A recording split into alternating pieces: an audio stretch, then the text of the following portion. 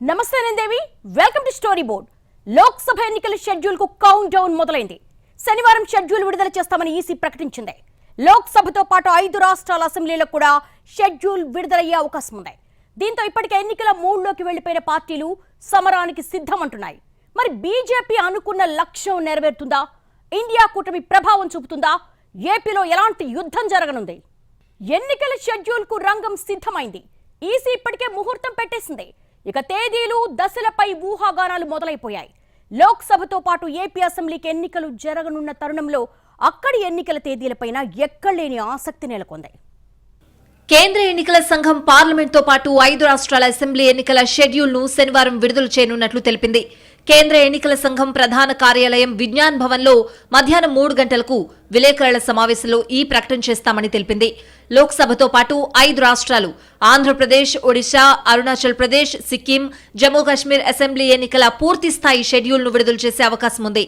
తెలంగాణలో ఇటీవల cantonment MLA Lasya Nanditha road ప్రమాదంలో మరణించడంతో అక్కడ అసెంబ్లీ సీటు ఖాళీ అయింది. పనిలో పనిగా కంటోన్మెంట్ ఉప ఎన్నికలకు కూడా షెడ్యూల్ ఇవ్వొచ్చని చెప్తున్నారు. గత లోక్సభ ఎన్నికల షెడ్యూల్ను మార్చి 10వ తేదీన ప్రకటించగా ఈసారి మాత్రం 6 రోజులు ఆలస్యంగా ప్రకటిస్తోంది ఈసీ. గత ఎన్నికల ఓట్ల లెక్కింపు మే 23న కంప్లీట్ కావడంతో ఆ నెలాఖరుకే కొత్త ప్రభుత్వం కొలువుదీరింది. గత ఎన్నికలు 7 ఫేజ్లలో కంప్లీట్ అయ్యాయి. ఈసారి వేసవి తీవ్రత దృష్ట్యా ఎన్ని దశల్లో పోలింగ్ ఉంటుంది అనేది ఆసక్తికరంగా మారింది. షెడ్యూల్ ప్రకటించినప్పటి నుంచే దేశవ్యాప్తంగా ఎన్నికల కోడ్ అమల్లోకొచ్చే అవకాశాలున్నాయి. డెల్టా శ్రీహరి పంచతులసి ఇమ్యూనిటీ పెంచి జీర్ణకోశ, శ్వాసకోశ వ్యవస్థలను ఆరోగ్యంగా ఉంచడానికి సహాయపడుతుంది. సార్వత్రిక ఎన్నికలకు ముహూర్తం దగ్గర పడుతోంది. మార్చి 3వ వారంలో నోటిఫికేషన్ రావొచ్చని గతంలోనే సంకేతాలు వెల్లడయ్యాయి. తాజాగా కేంద్ర ఎన్నికల సంఘంలోనూ కమిషనర్ల ఖాళీలు కూడా భర్తీ అయ్యాయి. ప్రస్తుతం సీఈసీ రాజీవ్ కుమార్ తో సహా 3 సభ్యులున్నారు. ఇటీవల ఖాళీ అయిన 2 స్థానాలకు గురువారమే నియామకాలు పూర్తయ్యాయి. దీంతో ఎన్నికల నిర్వహణకున్న ఏకైక ప్రతిబంధకం తొలగినట్లు అయింది. ఎన్నికల కమిషన్ పూర్తి స్థాయిలో విధులు నిర్వహించడానికి మార్గం ఏర్పడింది. జమ్మూ కాశ్మీర్తో సహా అన్ని రాష్ట్రాలు, కేంద్ర పాలిత ప్రాంతాలలో ఎన్నికల సంఘం ఇప్పటికే పర్యటనలు పూర్తి చేసింది. ఆయా ప్రాంతాల్లో ఎన్నికల నిర్వహణకు అవసరమైన వాతావరణాన్ని పరిశీలించింది. ప్రభుత్వ ప్రధాన కార్యదర్శులు, డీజీపీలు, కలెక్టర్లతోనూ సమీక్షల ప్రక్రియను ఈసీ ముగించింది. లోక్సభ, కొన్ని రాష్ట్రాల అసెంబ్లీలకు స్వేచ్ఛగా, పారదర్శకంగా ఎన్నికలు నిర్వహించడానికి అవసరమైన సూచనలు చేసింది. ఎన్నికల నిర్వహణకు పటిష్టమైన ఏర్పాట్లకు ఆదేశాలిచ్చింది. ఎన్నికల నగారా మోగించడానికి సర్వం సిద్ధమైంది. అన్నీ చూసుకున్నాకే షెడ్యూల్ విడుదలకు ఈసీ డేట్ ఫిక్స్ చేసింది. ప్రధాన జాతీయ పార్టీలతో పాటు మిగతా రాజకీయ పార్టీలన్నీ కూడా ఇప్పటికే ఎన్నికల మూడ్లోకి వెళ్లాయి. పొత్తుల ప్రక్రియను పూర్తి చేసుకుని అభ్యర్థుల ఎంపిక ప్రక్రియను చేపట్టాయి. ఇప్పుడు ఎన్నికల తేదీలు విడుదల చేస్తామని ఈసీ అధికారిక ప్రకటన కూడా చేసేసింది. దీంతో దేశవ్యాప్తంగా ఎన్నికల కోడ్ అమల్లోకొస్తోంది. దేశమంతా ఓట్ల పండుగ హడావిడిలో మునిగి తేలుతోంది. ఇటీవల కాలంలో దేశంలో ఏ ఎన్నికల షెడ్యూల్ విషయంలోనూ ఇంత హడావిడి జరగలేదు. ఈసారి సార్వత్రిక ఎన్నికల సందర్భంగా 2 నెలల ముందు నుంచి ప్రతిరోజు వాట్సాప్లో షెడ్యూల్ ప్రకటిస్తూనే ఉన్నారు ఔత్సాహికులు. అదిగో వచ్చేసింది, ఇదిగో వచ్చేసిందంటూ ఆఖరికి ఎలక్షన్ కమిషన్ లెటర్ హెడ్ పైనే ఫేక్ న్యూస్ ప్రచారం చేశారు. కానీ ఇక ఫేక్ న్యూస్ కు అవకాశం లేకుండా ఈసీ ఉత్కంఠకు తెరదించనుంది. మరికొన్ని గంటల్లో ఎన్నికల షెడ్యూల్ విడుదల కానుంది.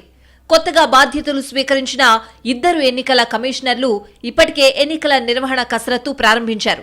గత కొన్ని నెలలుగా రాష్ట్రాల్లో ఉన్న చీఫ్ ఎలక్టోరల్ ఆఫీసర్లతో కేంద్ర ఎన్నికల సంఘం అధికారులు సమీక్ష నిర్వహిస్తున్నారు. సమస్యాత్మక ప్రాంతాల గురించి అడిగి తెలుసుకున్నారు. ఈవీఎంల తరలింపు, భద్రతా దళాల మోహరింపు, సరిహద్దులో భద్రత కట్టుదిట్టం చేయాలని కేంద్ర అధికారులు స్పష్టం చేశారు. ఈసారి ఎన్నికలు కూడా 7 విడతల్లో జరిగే అవకాశం ఉందనే అంచనాలు వెలువడుతున్నాయి. ఏపీలో తొలి విడతలో జరిగే ఛాన్స్ ఉందని అంచనా వేస్తున్నారు. 2019లో మార్చి 10న షెడ్యూల్ ప్రకటించింది. మార్చి 18న నోటిఫికేషన్ జారీ అయింది. ఏప్రిల్ 11న పోలింగ్ జరగ్గా మే 23న ఫలితాలు వెల్లడయ్యాయి. ఈసారి మార్చి 16న షెడ్యూల్ వస్తూ ఉండడంతో ఏపీలో ఏప్రిల్ 20-25 మధ్య పోలింగ్ ఉంటుందని భావిస్తున్నారు.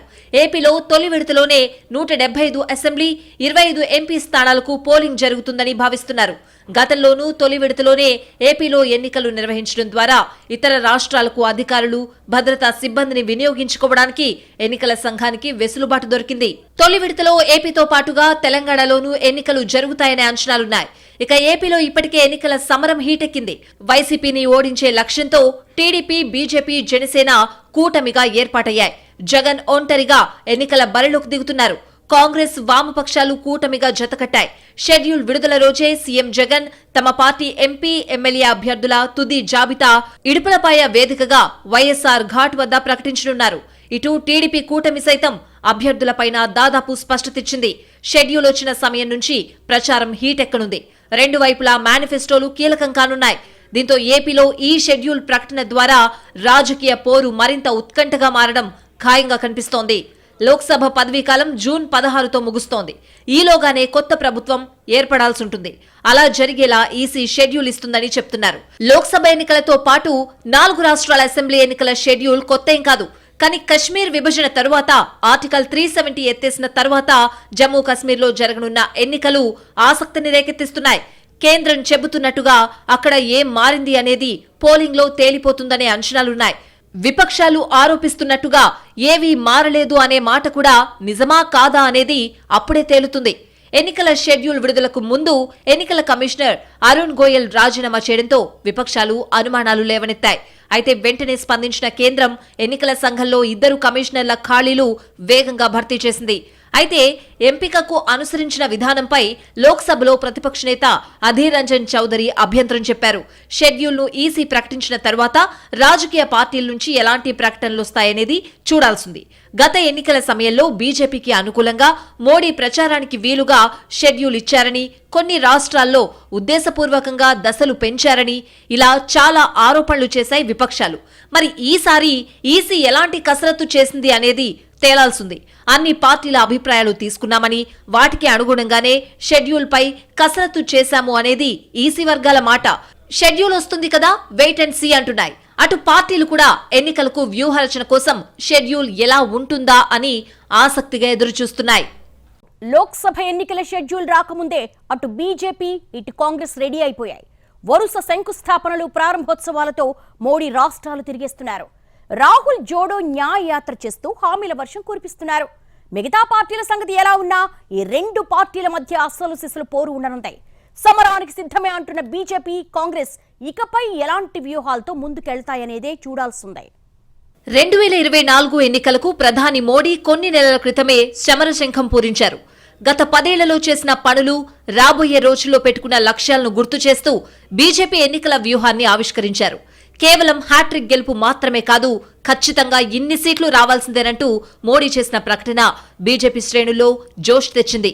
అబ్ కీ బార్ 400 కే పార్ అనే నినాదం ఎత్తుకున్నారు. మోడీ ఆషామాషిగా ప్రకటన చేయలేదని, బీజేపీ ఒంటరిగా 370 సీట్లు గెలుచుకునేలా క్షేత్రస్థాయిలో వ్యూహం అమలవుతోందని కాషాయ పార్టీ నేతలు చెప్తున్నారు. ఎన్డీఏకు 400 సీట్లు దాటడం ఖాయమనే ధీమాతో ఉన్నారు. ఉత్తరాదిన రామాలయం అంశంతో వీలైనన్ని ఎక్కువ సీట్లు గెలవడం పెద్ద కష్టం కాదని బీజేపీ లెక్కలేస్తోంది. దక్షిణాదిలో కూడా కర్ణాటకలో మెజారిటీ ఎంపీ సీట్లొస్తాయని, తెలంగాణలో మరింత బలం పెరుగుతుందని అంచనా వేస్తోంది. తమిళనాడు, కేరళలో మిత్రపక్షాల సాయంతో కొన్ని సీట్లొస్తాయనే నమ్మకంతో కనిపిస్తోంది. గత పార్లమెంట్ ఎన్నికల్లో మోడీ వేవ్ ఊహించని రాష్ట్రాల్లోనూ సీట్లు తెచ్చిపెట్టిందని, ఈసారి మోడీ బలం ఇంకా పెరిగిందనేది బీజేపీ లెక్క.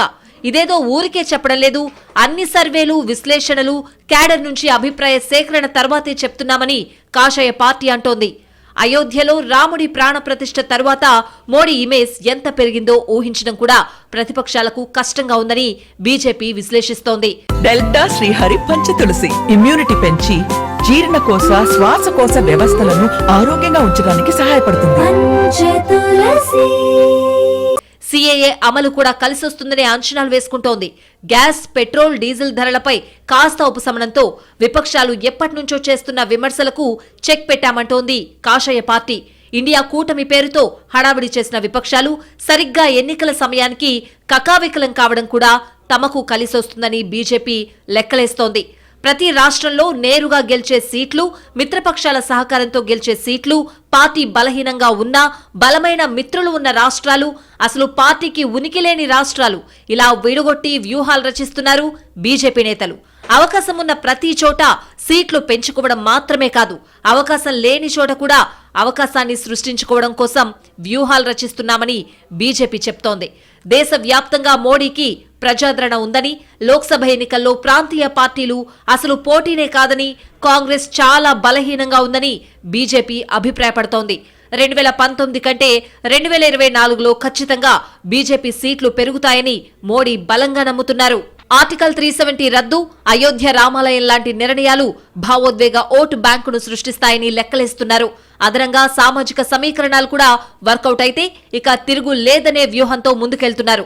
కేవలం హిందుత్వ ఓట్లనే నమ్ముకుని ఎన్నికలకు వెళ్లడం లేదని బీజేపీ నేతలు గుర్తు చేస్తున్నారు. బలమైన ఓబీసీ వర్గాన్ని ఆకట్టుకోవడంతో పాటు ఎస్సీ వర్గీకరణకు అనుకూలమనే విషయాన్ని కూడా జనంలోకి తీసుకువెళ్లే ఉద్దేశంతో బీజేపీ పనిచేస్తోంది. ఎలా చూసుకున్నా ప్రతి నియోజకవర్గంలో 50% పైగా ఓట్లొచ్చేలా ప్రణాళికలు రచిస్తున్నారు కమలనాథులు. షెడ్యూల్ వచ్చాక ప్రచారం కూడా జెట్ స్పీడ్లో చేస్తామని బీజేపీ ఢంకా బజాయిస్తోంది. దేశంలో 10 ఏళ్లుగా బీజేపీ కేంద్రంలో అధికారం చెలాయిస్తోంది. ఈసారి ఎలాగైనా ఆ పార్టీని గద్దె దింపాలని విపక్షాలు కంకణం కట్టుకున్నాయి. విడివిడిగా పని కావడం లేదని, ఐకమత్యమే మహాబలం అనే మాటను నమ్మి కలిసికట్టుగా కూటమి కట్టాయి. అయితే కూటమి కట్టినప్పటి నుంచి ఐక్యతపై సందేహాలొస్తూనే ఉన్నాయి. కానీ తొలి 3 భేటీలకు గతానికి భిన్నంగా ప్రవర్తించిన కూటమి సీట్ల సర్దుబాటు సమయం రాగానే ఎప్పటిలాగే తప్పటడుగులు వేసింది. అయితే తర్వాత క్రమంగా విభేదాలు సర్దుకున్నాయి. పూర్తిస్థాయి ఐక్యత కనిపించకపోయినా మరీ భయపెట్టేంత దారుణంగా కూటమి లేదులే అని సరిపెట్టుకుంటున్నాయి విపక్షాలు. భాగస్వాములే పరస్పర పోటీలకు దిగితే మొన్నటి ఉత్తరాది రాష్ట్రాల ఫలితాలు పునరావృతమవుతాయనే ఆందోళన కూడా వ్యక్తమవుతోంది. ఇక్కడ కాంగ్రెస్ ఎప్పటిలాగే కూటమి నిలబడాలనే ప్రయత్నిస్తోంది. కానీ ఇదే అదునుగా మిత్రులు గొంతెమ్మ కోర్కెలు కోరుతున్నారనే వాదన వినిపిస్తోంది. ఈ అతే కొంప ముంచుతోందని చెప్తున్నారు. మమతా, కేజ్రీవాల్ ఇద్దరికీ ప్రధాని కావాలని కోరుకుంది. అసలు కాంగ్రెస్ కూటమిలో ఉండొద్దని మొదట వాదించారు. ఆ తర్వాత రాహుల్ జోడో యాత్ర, కర్ణాటక ఫలితాలు, కాంగ్రెస్ ఉండాలన్న ఇతర పార్టీల డిమాండ్తో తప్పక కూటమికి అంగీకరించారు. వీరిద్దరూ మొదటి నుంచి చిత్తశుద్ధి లేని శివపూజ చేస్తున్నారనే అభిప్రాయాలున్నాయి. కాంగ్రెస్ మాత్రం కూటమిలో ప్రతి పార్టీ విలువైనదేనని, అందరూ కలిసికట్టుగా పోరాడాలని చెప్తోంది. కానీ వినేవారెవరనేదే ఇక్కడ అసలు ప్రశ్న. ఎప్పుడు ఐక్యత కోసం కాంగ్రెస్ పాకులాడాల్సిందేనా, మిత్రులకు బాధ్యత లేదా అనే సందేహాలొస్తున్నాయి. ఇప్పుడు కూడా రాహుల్ సీరియస్ ఎన్నికల ప్రచార మూడ్లో ఉంటే మిగతా పార్టీల నేతలు అలా ఉన్నారా అనే ప్రశ్నలొస్తున్నాయి. ఓవైపు అయోధ్య వైబ్రేషన్లో బీజేపీ ఫుల్ జోష్లో ఉంది. మోడీ ఇమేజ్ ఇంకా పెరిగిందని చెప్పుకుంటోంది. ఇలాంటి సమయంలో కూటమి అనుకున్నట్టుగా పనిచేస్తుందా అనే ప్రశ్నలైతే అలాగే ఉన్నాయి. కూటమిలో మిగతా పార్టీల మాటెలా ఉన్నా కాంగ్రెస్ మాత్రం క్రమంగా దూకుడు పెంచుతోంది. రాహుల్ ఓవైపు జోడో న్యాయ్ యాత్ర చేస్తూనే మరోవైపు హామీల వర్షం కురిపిస్తున్నారు. నారీ న్యాయ్ పేరుతో మహిళలకు ప్రత్యేక వరాలిచ్చారు. యువత, రైతుల్ని ఆకట్టుకునే ప్రకటనలు చేశారు. మరి ఈ వరాల ప్రభావం ఎలా ఉంటుంది అనేది తేలాల్సింది. ఈసారి కాంగ్రెస్ ఎన్నికల ప్రచార వ్యూహంపై కూడా ప్రత్యేక చర్చ జరుగుతోంది. కాంగ్రెస్ లోక్సభ ఎన్నికల కోసం ఫుల్ ప్రిపరేషన్లో ఉంది. రాహుల్ జోడో న్యాయ్ యాత్ర చేస్తున్నారు. ఖర్గే క్యాడర్ సమావేశాలు పూర్తి చేశారు. మేనిఫెస్టో కమిటీ రాష్ట్రాల వారీగా పర్యటనలు చేసింది. ఇలా ఓ పద్ధతి ప్రకారం ఎన్నికలకు సిద్ధమైంది. మరి ఇదే వర్క్ మిగతా పార్టీల్లో జరిగిందా లేదా అనేది అంతుచిక్కడం లేదు. బీజేపీని గట్టిగా ప్రతిఘటించాలనే సంకల్పంతో కాంగ్రెస్ పనిచేస్తోంది. మోడీ ప్రారంభోత్సవాలతో అభివృద్ధి మంత్రం పఠిస్తూ ఉంటే రాహుల్ వరాల వర్షంతో సంక్షేమ రాగమందుకున్నారు. ఈ రెండు పార్టీల హోరాహోరీ ప్రచారం ఇకపై ఎలాంటి మలుపులు తిరుగుతుంది అన్నది చూడాల్సింది. లోక్సభతో పాటు 5 రాష్ట్రాల అసెంబ్లీలకు షెడ్యూల్ విడుదలయ్యే అవకాశం ఉన్న ఏపీలోనే ఎక్కడిని రాజకీయ వేడి కనిపిస్తోంది. ఇప్పటికే ఏపీలో హోరాహోరీగా యుద్ధం జరుగుతోంది. షెడ్యూల్ వచ్చాక ప్రచార హోరు మరో స్థాయికి చేరడం ఖాయంగా కనిపిస్తోంది. అటు జగన్, ఇటు చంద్రబాబు ఎలాంటి వ్యూహాలకు పదును పెడతారు అనేది ఇప్పుడు చాలా కీలకంగా మారబోతోంది. ఏపీలో పొత్తుల సస్పెన్స్ కు తెరపడిన తరువాత రాజకీయం ఊపందుకుంది. ఇదే సమయంలో ఎన్నికల షెడ్యూల్ ప్రకటన వస్తూ ఉండడంతో పార్టీల్లో ఆసక్తికర చర్చ జరుగుతోంది. ఇప్పటికే రాజకీయ యుద్ధం ఎవరి మధ్య అనే విషయంపై అందరికీ పూర్తి స్పష్టత వచ్చింది. ఇప్పుడు జగన్తో 3 బలమైన పార్టీలు తలపడుతున్నాయి. ఒక్కరితో 3 యుద్ధం చేస్తున్నారు. షెడ్యూల్ విడుదలయ్యాక రాష్ట్రంలో అసలు సిసలు యుద్ధం మొదలు కానుంది. ఇక పార్టీలు కదిపే ప్రతి పావు కీలకమే. ఎవరు ఏం చేసినా ఎన్నికల్లో విజయమే లక్ష్యంగా ఎత్తులేస్తారు. ఇక ప్రతి వ్యూహాలు కాకరేపడం ఖాయంగా కనిపిస్తోంది. షెడ్యూల్ కు ముందు ఏం జరిగింది అనేది వేరే సంగతి. కానీ షెడ్యూల్ విడుదలైన దగ్గర నుంచి పోలింగ్ వరకు ప్రతి రోజు కీలకమే, ప్రతి నిమిషం విలువైనదే అంటున్నాయి పార్టీలు. ఇప్పటికే వ్యూహ రచన పూర్తయిందని, అమలే మిగిలిందని చెప్తున్నాయి. రాష్ట్రంలో తమదే బలమైన పార్టీ అని వైసీపీ చెప్పుకుంటోంది. జగన్ కు ప్రజాదరణ ఉందని ప్రచారం చేస్తోంది. వైసీపీ ఎంత బలమైన పార్టీ అయినా జగన్ కు క్రేజ్ ఉన్నా 3 బలమైన పార్టీలను ఎదుర్కోవడం తేలిక కాదనే వాదన వినిపిస్తోంది.